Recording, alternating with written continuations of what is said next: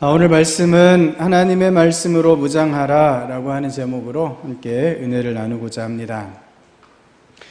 전해 내려오는 이야기 중에 귀중한 보석류를 좋아하는 사람에 관한 이야기가 있습니다. 이 사람은 늘 좋은 보석이 있다면 그곳이 어디든지 찾아가 자신의 모든 재산을 다 내놓고서라도 그 보석을 사들였습니다.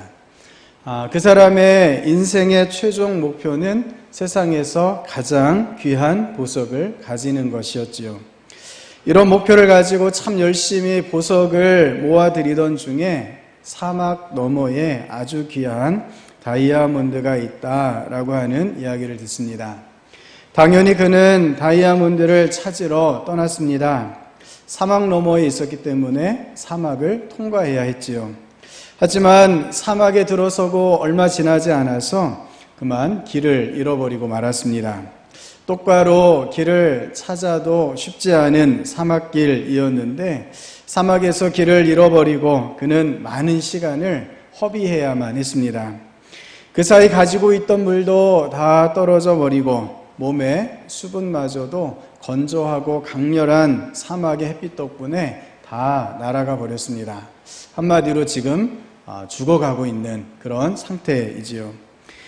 기진맥진 죽을 듯한 몸을 지탱하면서 모래 언덕 뒤에 그늘을 찾아가던 그가 놀랍게도 그곳에서 모래 사이에 반쯤 묻혀있는 물통 하나를 발견하게 됩니다. 마지막 남은 힘을 다해서 물통을 향해 나아가죠. 마침내 물통의 뚜껑을 열고 말 그대로 생명수가 쏟아지기를 기대하면서 입에 물통을 가져다 댔습니다.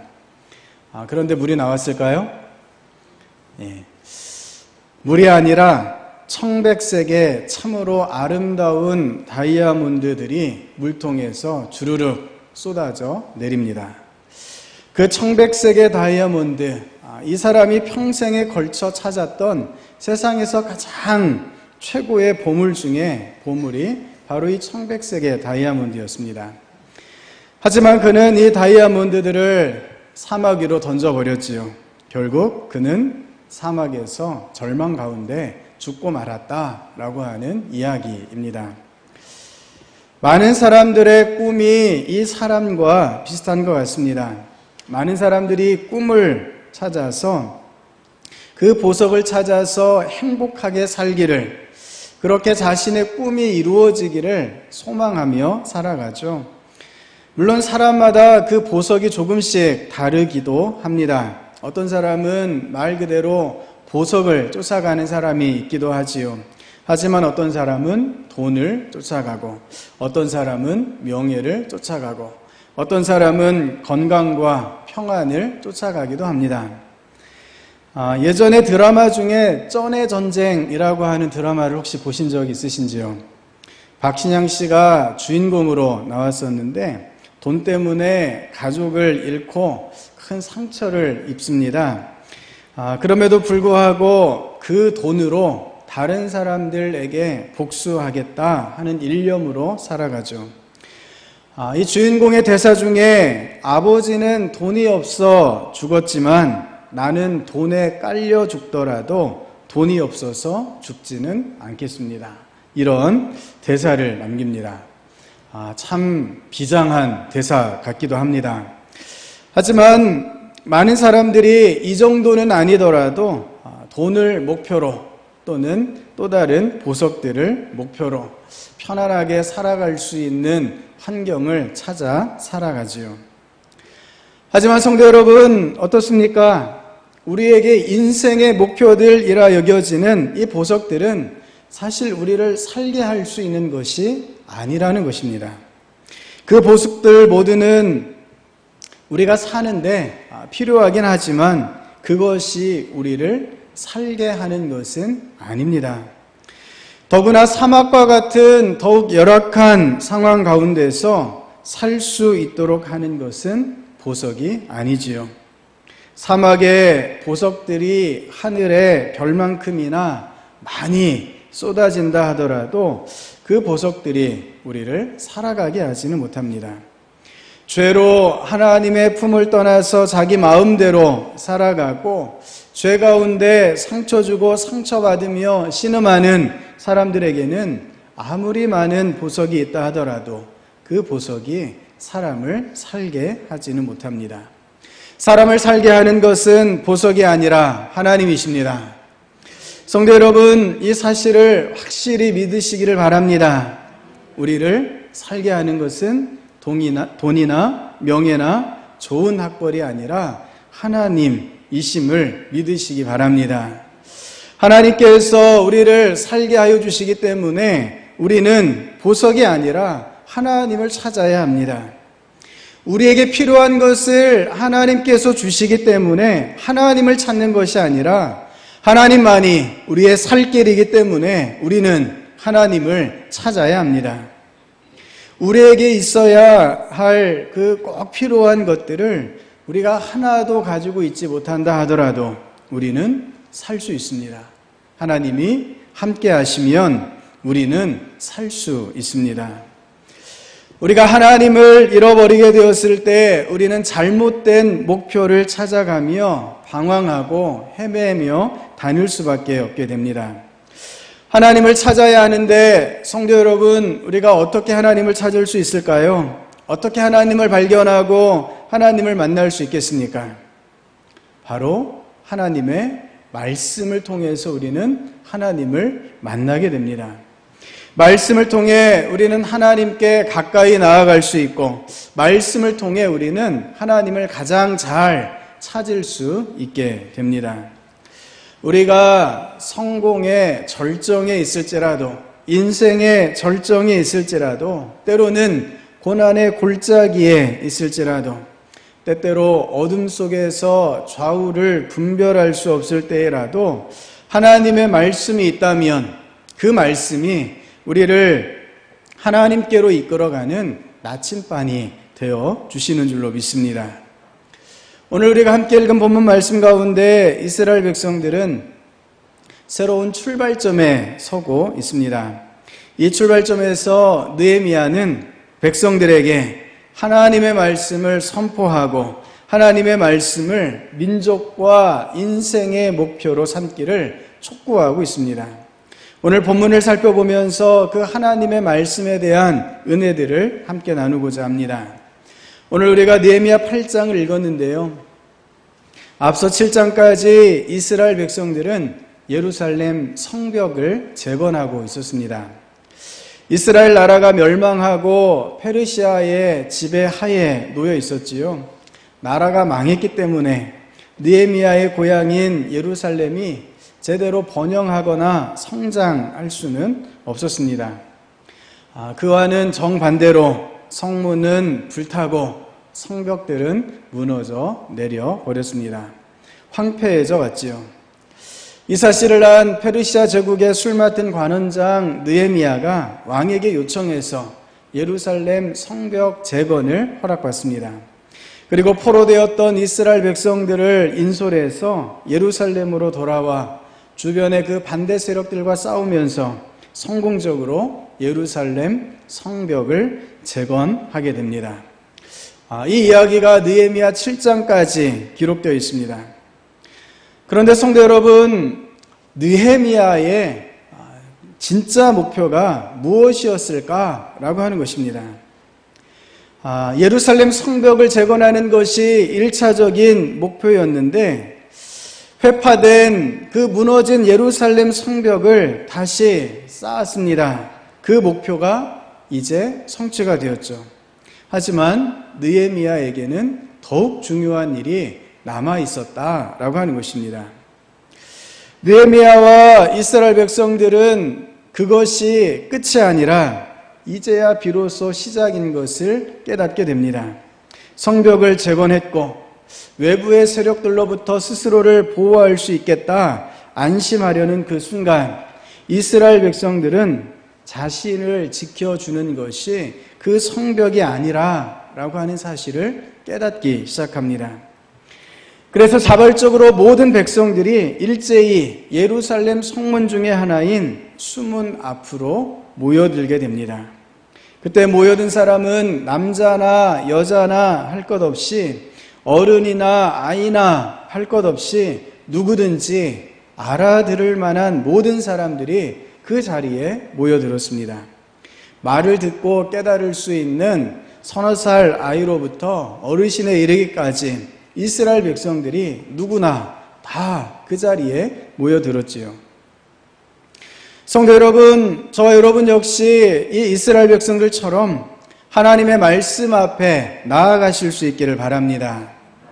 오늘 이 자리에 나와서 주님 앞에 예배드리고 있는데, 많은 그리스도인들이 예배드리는 그 자리에서도 하나님께서 나에게 말씀해 주시는 것을 기대하지 못하고 딴 생각만 하다가 돌아가는 경우들도 종종 있는 것을 보게 됩니다.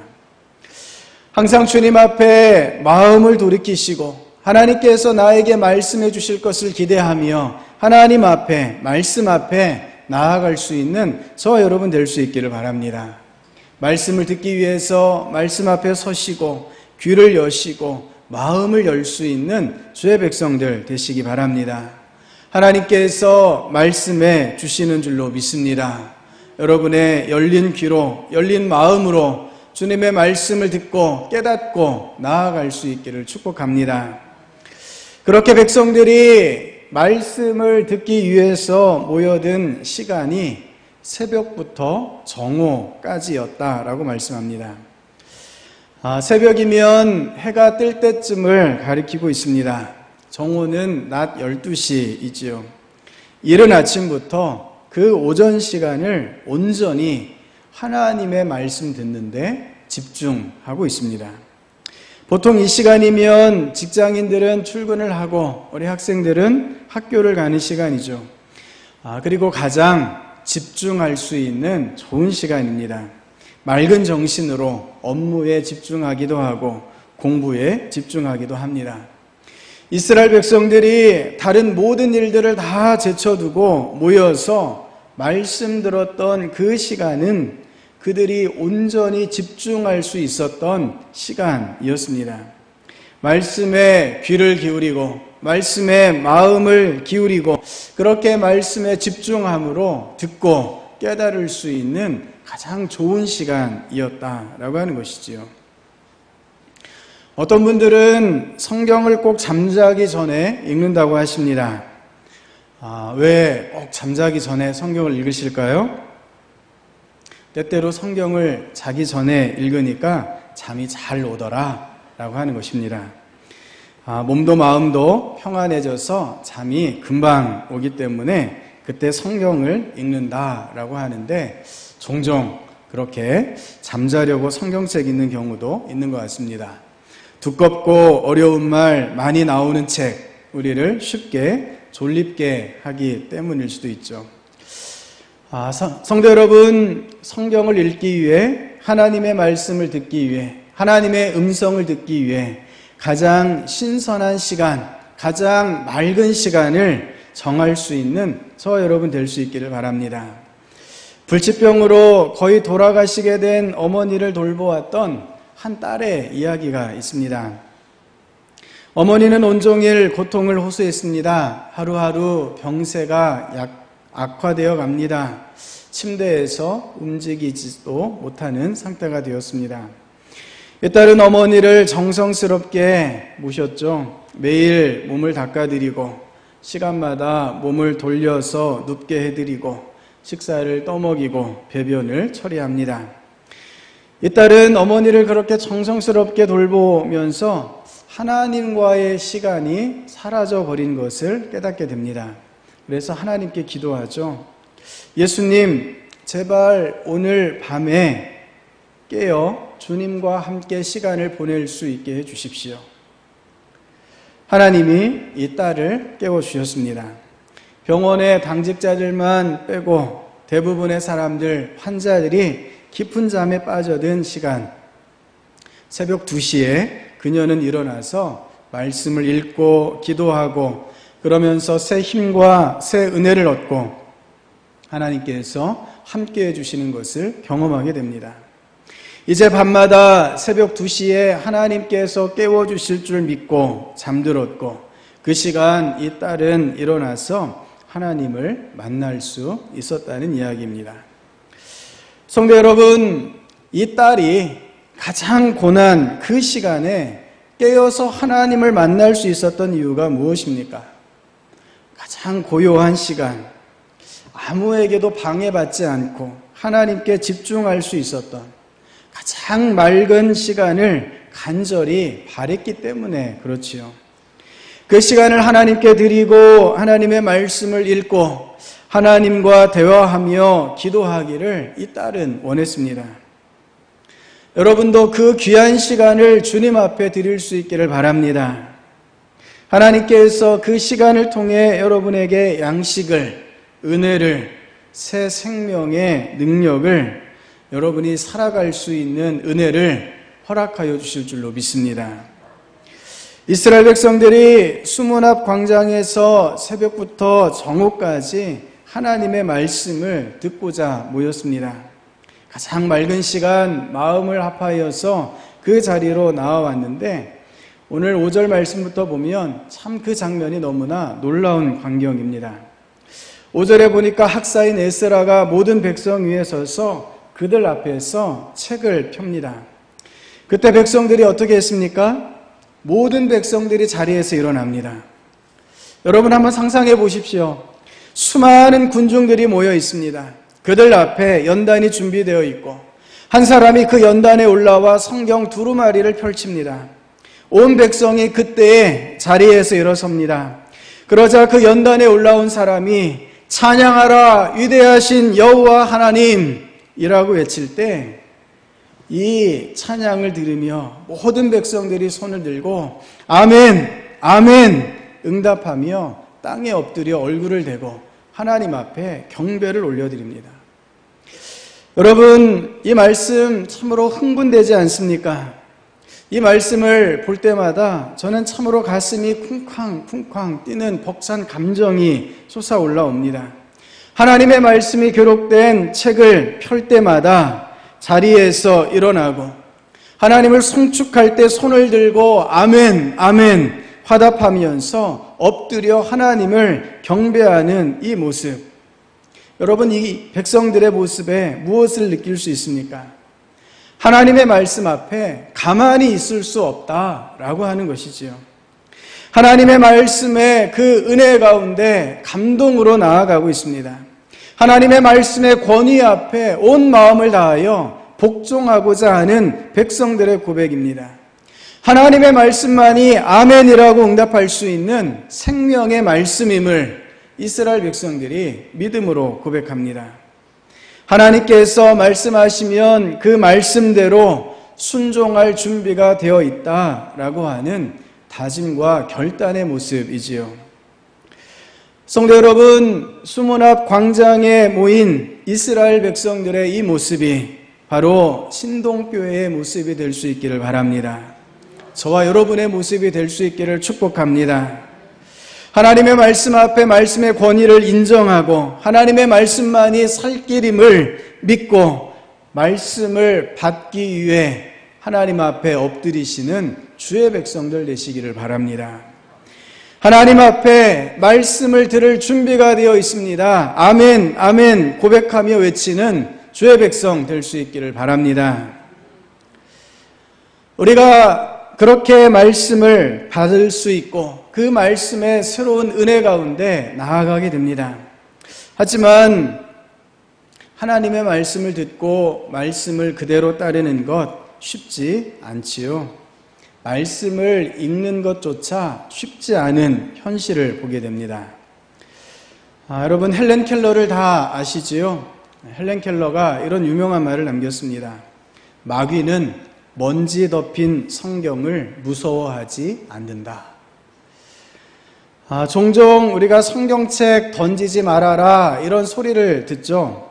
또 낡은 성경책 함부로 쓰레기통에 버리지 말라 하는 이야기를 듣습니다. 성경책이 소중하기 때문이죠. 문제는 너무 성경책을 소중히 여기다 보니까 어때요?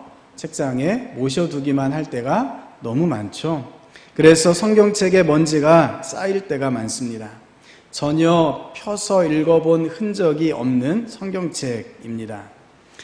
여러분, 성경책을 안 던지는 것보다 더 중요한 문제는 그 성경책 안에 있는 말씀을 읽어야 한다는 것입니다. 읽지 않는 성경, 먼지 쌓인 성경은 마귀가 결코 무서워하지 않습니다. 읽혀지지 않은 성경은 다른 보통 책들과 똑같을 뿐입니다. 성도 여러분, 말씀을 깊이 읽으실 수 있기를 바랍니다. 하나님의 말씀이 우리에게 임하실 때 그 말씀 앞에 일어서셔서 그 말씀 앞에 순종할 수 있는 주의 백성들 될 수 있기를 바랍니다. 성도 여러분, 그리고 그 말씀이 선포되어질 때 그 말씀 앞에 순종하며 나아가기를 결단할 수 있는 저와 여러분 될 수 있기를 바랍니다. 오늘 본문 8절에 이렇게 말씀을 하고 계십니다. 하나님의 율법책을 낭독하고 그 뜻을 해석하여 백성에게 그 낭독하는 것을 다 깨닫게 하니 백성이 율법의 말씀을 듣고 다 우는지라. 아멘. 백성들이 하나님의 말씀을 들었을 때 그들은 울 수밖에 없었습니다. 왜 그랬을까요? 하나님의 말씀을 듣는다는 감동도 있었지만 한편으로는 하나님의 말씀을 통해 범죄한 것들이 고백되어졌기 때문에 그렇습니다. 하나님의 말씀을 통해 거룩해야 함에도 불구하고 거룩하게 살지 못하는 자신들을 발견하게 됩니다. 자신의 욕심과 주장 또한 생각이 헛된 것임을 알고 그것을 내려놓고자 할 때 그들은 울 수밖에 없었습니다. 하나님의 말씀을 따라 살려고 할 때 그들은 자기 자신을 이겨내야만 했기 때문이죠. 자신의 이기심과 욕심을 이겨내야만 했고 하나님의 말씀 앞에 자신을 쳐서 복종시켜야 했기 때문입니다. 말씀을 들을 때 새로운 삶의 방향과 삶의 방식을 깨달으면서 이전에 있던 모든 것들을 버리기 위한 눈물, 결단의 울부짖음이 필요했다라고 하는 것입니다. 성도 여러분, 이스라엘 백성들이 하나님의 말씀을 듣고 울게 되었을 때 그들이 말씀을 통해 전혀 새로운 하나님의 은혜로 충만하게 채워지게 되는 줄로 믿습니다. 요즘 사람들은 우는 것을 그렇게 좋아하지 않습니다. 즐거운 것을 훨씬 더 좋아하고 즐거운 것들을 찾아다닙니다. 감각적인 쾌락들을 찾아가죠. 복잡한 거 굉장히 싫어합니다. 하지만 하나님을 믿는 사람들, 하나님의 자녀는 그렇지 않습니다. 늘 우리를 위해 죽으신 예수님의 십자가를 고백하고 기억합니다. 예수님의 살점이 떨어져 나가고 그 피가 부어진 그 십자가를 마음에 새기고 그 십자가 가운데 못 박히신 예수님의 은혜를 마음 가운데 고백하며 나아갑니다. 십자가 위에 나타난 하나님의 사랑이 얼마나 큰지를 깨닫고 고백하지요. 그렇게 주님이 우리를 사랑했음에도 사람들이 어떻게 하나님을 버리고 떠나갔는지를 기억하면서 우리는 다시 십자가 앞에 나와 무릎을 쳐서 복종시키며 주님 앞에 나아가고자 합니다. 성도 여러분, 말씀의 감동이 저와 여러분의 심령 가운데 충만할 수 있기를 바랍니다.